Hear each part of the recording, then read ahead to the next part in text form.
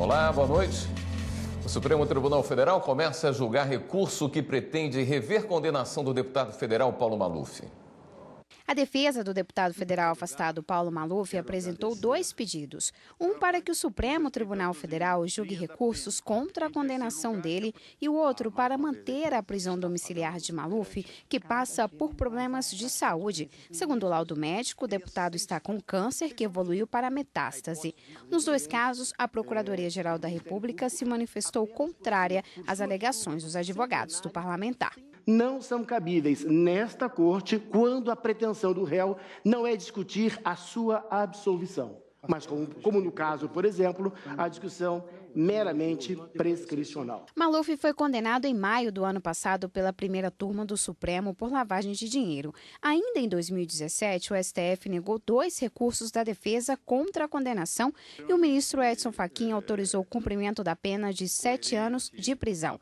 Na sessão desta quarta-feira, o ministro manteve a decisão e disse que o recurso vai contra a jurisprudência, ou seja, posicionamentos já adotados pelo plenário, e que o recurso pretendia adiar a execução da pena. O presente caso demandou solução idêntica à manifesta inadmissibilidade dos embargos opostos na esteira da jurisprudência que considero prevalente até este momento, ao menos nesta Corte, revelou este caráter de inadmissibilidade dos embargos infringentes e, com todas as vênias, portanto, de protelação, razão pela qual não impediu o imediato cumprimento da decisão condenatória. A repórter Carla Lucena acompanhou a sessão plenária e tem mais informações.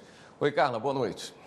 Olá, William. Boa noite para você, boa noite a todos. E depois do voto do relator, ministro Edson Fachin, votou o ministro Dias Toffoli. Ele seria o 6º a votar, mas como ele apresentou um voto vista no plenário virtual, ele pôde se manifestar primeiro. Sobre a possibilidade da defesa apresentar os chamados embargos infringentes, o ministro Dias Toffoli divergiu do relator. Ele disse que em um momento do julgamento da ação penal de Maluf na primeira turma, houve um voto divergente e, por isso, a defesa poderia sim apresentar este tipo de recurso. Também tiveram esse entendimento os ministros Alexandre de Moraes e Ricardo Lewandowski. Vamos ver então um trecho do voto desses ministros.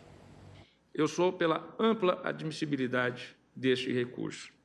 Logo, tomando por base os fundamentos de meu voto e esse raciocínio argumentativo, tenho como admissíveis os embargos infringentes na espécie. Se acaso prevalecer um posicionamento, no caso concreto, de cabimento dos infringentes e do seu processamento, há que se dar a concessão de liberdade plena ao agravante com a expedição de alvará de soltura, já que não se aventou no curso do processo até o momento nenhum elemento de cautelaridade para amparar uma prisão preventiva na forma do 312 do Código de Processo Penal. Não houve um voto favorável ao réu, mesmo que na prescrição.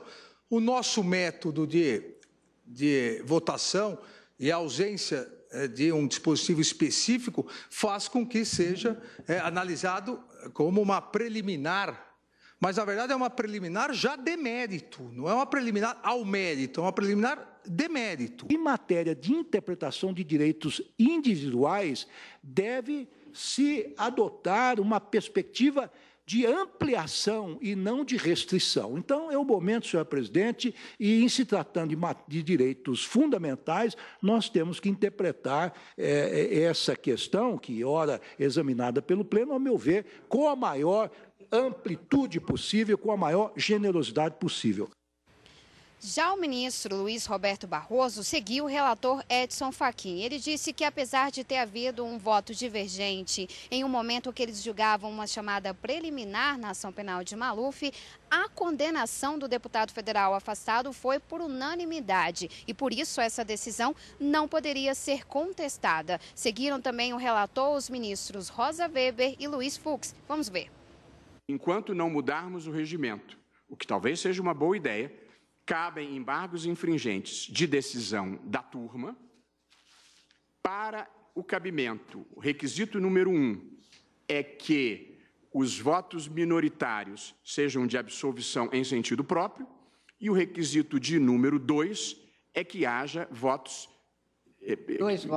que haja 2 votos divergentes para que possam ser cabíveis. Também invoco, como o eminente relator o fez, o princípio da taxatividade recursal, sob pena, inclusive, e renovo o meu pedido de vênia aos que entendem de forma diversa, de indevido alargamento do campo de abrangência do artigo 333 do Regimento Interno, que é a fonte normativa dos embargos infringentes nesta Casa. A conclusão da turma foi, por 5-0, votaram pela condenação. Então, não houve divergência na condenação. E o que pressupõe o cabimento dos embargos infringentes é a não unanimidade na condenação. Votos pela absolução também, o que não houve no caso concreto. Para comentar a sessão plenária de hoje, vamos falar com a consultora jurídica da TV Justiça, Karina Zuccolotto. Boa noite, Karina. Boa noite, William. A grande discussão no plenário hoje foi em cima do voto do ministro Marco Aurélio, proferida na turma, quando houve a condenação do deputado Paulo Maluf, né? Exatamente. Para saber, os ministros estão discutindo se esse voto do ministro Marco Aurélio abriria a divergência necessária para a interposição desses chamados embargos infringentes ou não.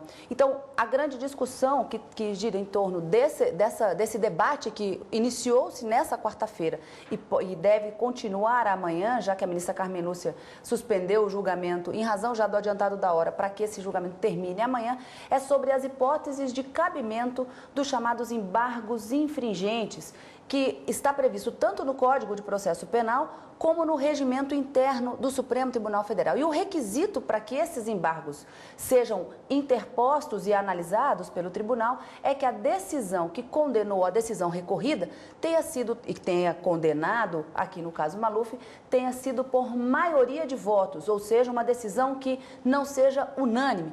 E é sobre esse assunto que eles estão discutindo. 4 ministros que já votaram hoje e que seguiram o entendimento do ministro Edson Fachin entenderam que o voto do ministro Marco Aurélio, proferido na turma quando houve a condenação de Paulo Maluf, não teria sido uma decisão, não teria sido um voto contrário a todos aqueles que se manifestaram pela condenação, embora o ministro Marco Aurélio tenha ficado vencido e reconhecido uma nulidade no processo, que foi o suficiente para que o ministro Dias Toffoli, o ministro Alexandre de Moraes e o ministro Ricardo Lewandowski tivessem aberto essa divergência em relação ao voto do ministro Edson Fachin.